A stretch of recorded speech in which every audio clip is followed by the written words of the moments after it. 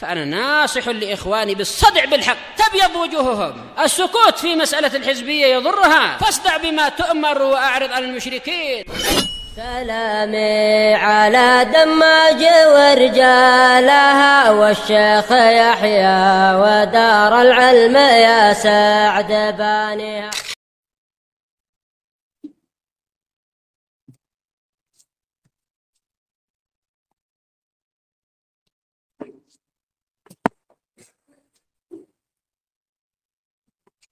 Bismillahirrahmanirrahim. Qala al-mu'allif rahimahullahu ta'ala, amat dalilul aqli, adapun dalil akli, dalil secara akal yang menunjukkan bahwasanya Al-Qur'an adalah kalamullah. Dalil aklinya adalah firman Allah Subhanahu wa taala, wa in ahadum minal musyrikin istajaraka fa ajirhu hatta yasma'a kalamullah. Qala rahimahullah fa naqulul Qur'anu kalamullah. Maka kami katakan bahwasanya Al-Qur'an adalah kalamullah. Wal kalamu laisa 'ainan qa'imatan bi nafsiha. Dan kalam itu bukanlah zat yang bisa berdiri dengan sendirinya sendiri. Zat yang berdiri sendiri enggak bisa. Dia harus numpang pada sesuatu. Hatta yakuna ba'inan minallah, sehingga bisa dikatakan dia terpisah dari siapa? Allah. Enggak bisa. Walau kana ainan qa'imatan bi nafsiha ba'inatan minallah taqulna innahu makhluk. Kalau seandainya dia adalah zat yang bisa berdiri sendiri dan terpisah dari Allah, kita akan bilang bahwasanya kalam itu adalah ucapan, adalah makhluk. Nah. Lakinnal kalama sifatun lil mutakallim bih. Akan tetapi yang namanya ucapan adalah sifat bagi orang yang berbicara dengan ucapan tersebut. Itu sifatnya dia. Yang namanya sifat itu jadi satu dengan mausufnya. Fa idza kana sifatan lil mutakallim bih wa kana minallah kana ghairu makhluk. Kalau dia merupakan sifat bagi orang yang berbicara dengan kalam tersebut, maka berarti dia itu dari Allah. Kana ghairu makhluk, dan munculnya dia itu dari Allah, maka dia pasti bukan apa? Makhluk. Karena jadi sifatnya yang berbicara dengannya. Li'anna sifatillahi azza wa jalla kullaha ghairu makhluqah. Dikarenakan sifat-sifatnya Allah itu semuanya bukan makhluk, dan kalam termasuk apanya? Sifatnya. Wa aidan, yang kedua, lau kana makhluqan la batala madlulul amri wan nahi. Asna cuci tangannya, keluar dulu, cuci tangannya, pakai jilbabnya. Dan juga laukana makhluqan la batala madlulul amri wan nahi wal khabar wal istikhbar. Kalau seandainya dia makhluk, maka akan batal apa yang ditunjukkan oleh perintah, larangan, berita, dan yang dimintai berita.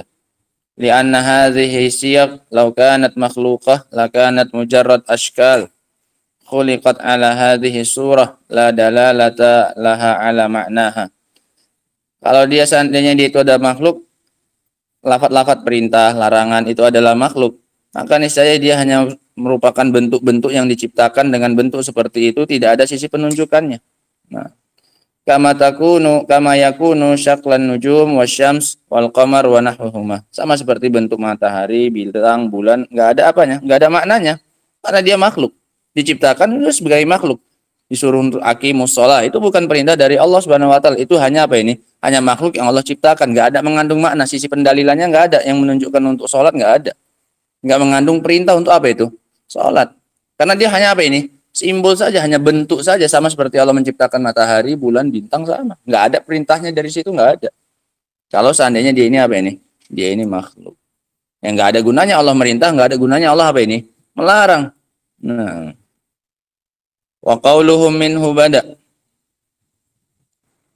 Dan ucapan mereka dari Allah dia berasal, bermula. Ai huwallazi ibtada'a bih. Dia yang memulai dengannya. Wa takallama bihi awwala, dan Allah yang berbicara pertama kali dengan ucapan tersebut. Wal Qur'anu udifa ilallah wa ila Jibril wa ila Muhammadin SAW. Dan Al-Qur'an itu terkadang disandarkan kepada Allah langsung, terkadang kepada Jibril, dan terkadang kepada Muhammad SAW.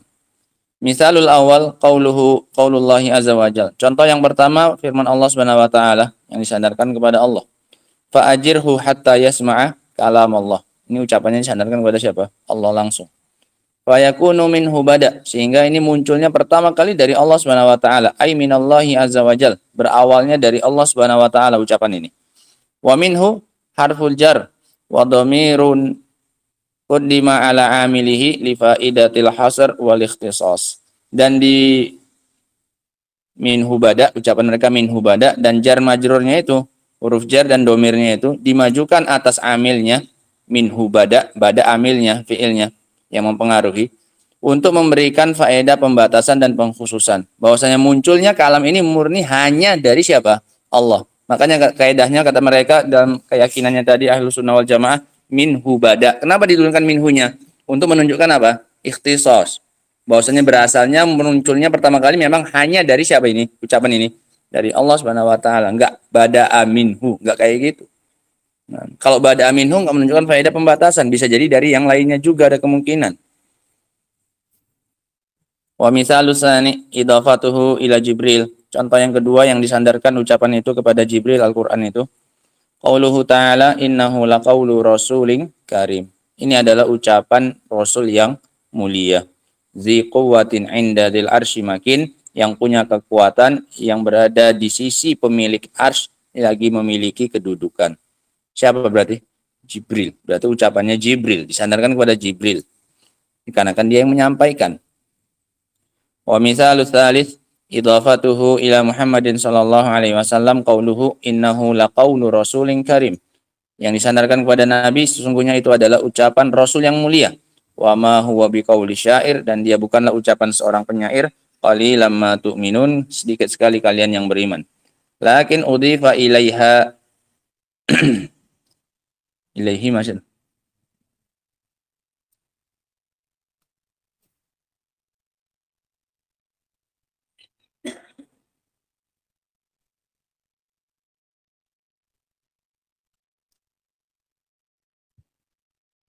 Lakin udifa ilaihima li'annahuma yuballighanihi. Lakin tapi disandarkan kepada Jibril dan Nabi SAW dikarenakan keduanya adalah yang menyampaikannya dari Allah Subhanahu wa taala. La li'annahuma ibtada'ahu. Bukan karena keduanya yang mengawali pembicaraan itu. Yang mengawali ucapan itu siapa? Allah Subhanahu wa taala. Sehingga boleh dibilang ucapan Allah, dibilang ucapan Jibril dan Muhammad pun itu benar karena keduanya yang menyampaikan. Adapun dari yang memulainya ucapan itu adalah dari siapa? Allah Subhanahu wa taala. Wa qauluhum wa ilaihi ya'ud. Dan ucapan mereka hanya kepada Allah nanti kembalinya Al-Qur'an. Di akhir zaman diangkat Al-Qur'an. Tidak ada lagi tersisa Al-Qur'an di muka bumi. Fi ma'nahu wajhan, ada dua makna tentang makna, ada dua sisi tentang maknanya. Al-awwal, yang pertama, annahu kama jaa fi ba'dil asar, sebagaimana datang dalam asar yang pertama, yusra alaihi fi lailah, diperjalankan di malam hari. Yusra, subhanalladzi asra, diperjalankan di malam hari. Fa yusbihun nas laisa baina aidihim Qur'an. Di pagi harinya tiba-tiba manusia semuanya tidak ada lagi di hadapan mereka apa? Al-Qur'an. Sudah dikembalikan kepada Allah Subhanahu wa taala di malam hari. Pagi-paginya manusia bangun tanpa apa ini? Al-Qur'an lagi. La fi sudurihim, tidak di dada mereka. Hafalannya pun enggak ada lagi, yang di Al-Qur'an pun tidak ada lagi di dada. Wala fi masahifihim, tidak pula di mushaf-mushaf mereka. Yarfa'ahu Allahu azza wajal. Semuanya diangkat oleh Allah Subhanahu wa taala. Ini makna yang pertama. Wa hadza wallahu a'lam, dan ini wallahu a'lam, hinama yu'radu anhu aw yu'ridu anhu an-nasu i'radan kulliyan. Dan ini wallahu a'lam, ini ketika manusia memang benar-benar telah berpaling darinya secara keseluruhan. Berpaling dari Al-Qur'an, ya udah sekalian Allah angkat saja. La yatlunahu lafdhan, tidak ada yang membacanya secara lafaz. Wala aqidatan wala amalan, tidak ada lagi yang meyakininya, tidak ada lagi yang mengamalkannya. Fa innahu yurfa, maka saat itulah diangkat Al-Qur'an. Li'anna al-Qur'ana asyrafu min an yabqa baina yadi unasin hajaruhu. Dikarenakan Al-Qur'an itu terlalu mulia untuk tetap ditinggalkan di tengah-tengah orang-orang yang telah memboikotnya, meninggalkan. Terlalu mulia Al-Qur'an itu untuk disepelekan. Udah Allah angkat saja. Enggak layak Al-Qur'an itu ditinggalkan oleh mereka seperti itu. Paham ya kenapa diangkat? Terlalu mulia Al-Quran untuk disia-siakan oleh umat manusia. Itu loh alasannya. Wa a'radu anhu fala yuqaddirunahu qadrah. Sehingga mereka pun berpaling darinya dan mereka tidak memuliakannya sesuai dengan kedudukannya. Hadza wallahu a'lam nadhiru hadmil Ka'bah fi akhir zaman. Ini mirip seperti dihancurkannya Ka'bah di akhir zaman. Allah izinkan. Nah, karena sudah tidak ada lagi yang memuliakan Ka'bah. Akhirnya sudah Allah izinkan saja dihancurkan. Padahal ketika di awal-awal Allah Subhanahu wa taala justru menjaga Ka'bah dari serangannya pasukan bergajah. Nah, di akhir zaman dihancurkan, Allah berikan siapa yang menghancurkannya, Allah kuasakan yang menghancurkannya. Haitsu ya'ti rajulun minal Habasyah, ketika datang seorang dari Habasyah, qasirun pendek, afja aswad, afja itu kayaknya hidungnya cacat. Oh, salah. Oh, afhaj aswad hitam, lihat ini afhaj. Hitam, ya'ti bijunudihi minal bahri ilal Masjidil Haram. Datang dengan membawa pasukannya dari arah laut ke Masjidil Haram. Wa yanqudul Ka'bah hajaran hajaran, dan membongkar Ka'bah batu demi batu. Wa kullama naqadha hajaran maddahu lilladzi yali. Ketika setiap kali dia membongkar satu batu, maka maddahu lilladzi yali. Allah alam, mungkin dia mengoparkannya kepada orang yang setelahnya, atau batunya langsung hancur yang mengikut yang lainnya. Wa hakadha yatamadawna al-ahjar ila an yarmunaha fil bahr. Oh ya, baris mereka. Setiap kali mereka membongkar satu batu, dia berikan ke orang yang setelahnya. Sampai akhirnya batu itu mereka sampaikan mereka buang kemana? Ke laut. Wallahu azza wa jalla yumakkinahum min dzalik. Dan Allah Subhanahu wa taala yang menguasakan mereka untuk hal itu. Melalui mereka Allah menghancurkan Ka'bah. Ma'anna Abraha jaa bi khailihi wa rajlihi. Padahal Abraha sudah pernah datang dengan segala kekuatannya, bi khailihi wa rajlihi. Dengan pasukan kudanya, pasukan berjalannya. Wa filihi. Khail pasukan berkuda, rajli pasukan berjalan kaki, kavaleri. Nah, artileri apa kavaleri? Hah? Yang berjalan apa? Artileri. Yang satunya kavaleri yang naik kendaraan. Wa filihi, dan dengan gajahnya. Fa qasamahullahu qabla an yasila ilal masjid. Allah hancurkan mereka sebelum sampai ke Masjidil Haram. Li'anna Allah alima annahu sayub'ats hadzal nabi. Karena Allah tahu akan diutus nabi ini. Belum selesai. Ka'bah itu masih mau dipakai. Masih ada rasul yang mau diutus, makanya dijaga oleh Allah Subhanahu wa taala. Di akhir zaman enggak ada lagi yang mempedulikan Ka'bah itu. Ya sudah, akhirnya Allah izinkan saja, Allah kuasakan saja orang yang hancurkan Ka'bah. Wa ta'ada ilal masjid wa tu'adu ilal masjid haibatahu, dan yang akan dikembalikan kepada masjid itu rasa wibawanya. Dikembalikan untuk Masjidil Haram wibawanya, wa 'azamatuhu, dan keagungannya. Lakin fi akhir zaman, tapi nanti di akhir zaman, lan yub'ats nabiyyun ba'da Muhammadin alaihi salatu wasallam. Enggak ada lagi yang mau diutus setelah Muhammad sallallahu alaihi wasallam. Wa idza arada an-nasu an ta'zimi hadzal bait nihaiyan. Kalau orang-orang sudah berpaling sama sekali untuk memuliakan Ka'bah ini, fa innahu yusallitu alaihi, maka Allah Subhanahu wa taala akan menguasakan atas Ka'bah ini hadzal rajul minal Habasyah, orang dari Habasyah tadi. Fa hadza naziru raf'il Qur'an wallahu alam. Ini mirip alasannya seperti alasan diangkatnya apa ini? Al-Qur'an. Karena sama-sama sudah tidak lagi dipedulikan oleh manusia, tidak lagi dimuliakan, tidak pula diagungkan, ya udah Allah hancurkan Ka'bahnya, Allah angkat apanya? Qur'annya. Nah, ini makna pertama dari wa ilaihi ya'ud, dan kembali nantinya kepada siapa? Allah. Makna yang pertama, diangkat, diperjalankan di malam hari Al-Qur'an itu, semuanya yang ada di mushaf dan yang ada di dada-dada. Al-wajhu tsani, makna yang kedua, sisi yang kedua, fi makna qaulihim wa ilaihi ya'ud, tentang makna ucapan mereka dan kembalinya nanti hanya kepada Allah. Annahu ya'udu ilallahi wasfan, kembali kepada Allah secara sifat. Ai annahu la yusafu bihi ahadun siwallah, tidak lagi disifati dengannya seorang pun kecuali Allah Subhanahu wa taala. Fayakunul mutakallim bil Qur'an huwallahu azza wa jal wa huwal mausuf bih.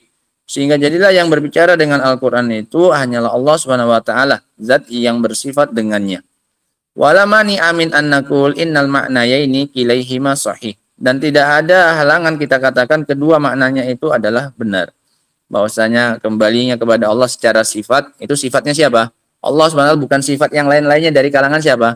Makhluk. Nah, sehingga ada dua makna. Memang sifatnya itu ada sifatnya Allah, yang berbicara dengan Al-Quran itu yang murni hanya Allah SWT, bukan sifat bagi yang lainnya.